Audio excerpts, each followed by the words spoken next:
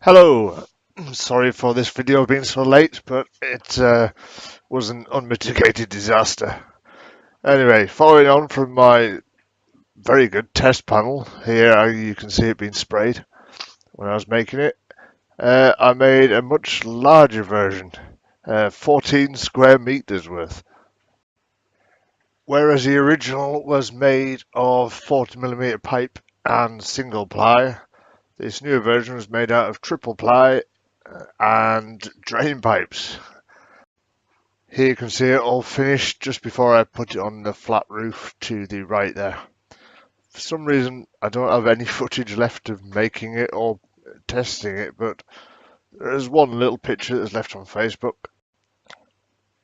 And this is the only kind of real general gist of it in place that I have left. For some reason all the video footage is gone. As you can see, it fits nicely on the roof. That cap there is a drain for when you fill it up. At the far end there is the inlet and the outlet you can probably just see there. And the joints made out of exhaust clips, I think they are, and a bit of silicone hose, which seem to work reasonably okay. But then it wasn't very long at all until the major problems came. Yep, leaks everywhere, as you can see. I repaired it many times, and every time it kept failing again. I think it was a poor bonding with the epoxy between the drain pipe and the polycarbonate sheet.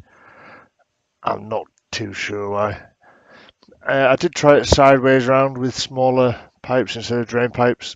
That didn't work particularly well either. In fact, it was better like this. But when it was working, it was pumping out 15 kilowatts. Very good.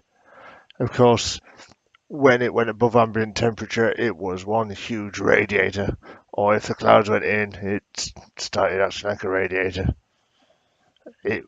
Not the best solution at all. It needs insulating and covering in a clear plastic coating to keep the heat in. Anyway, to the present.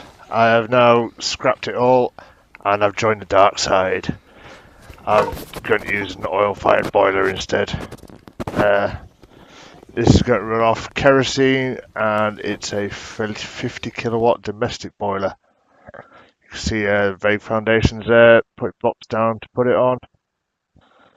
And there's a boiler and a fuel tank, and I'm just trying to work out how best to put it for now. I should update with a new video soon with the progress so far. Bye bye.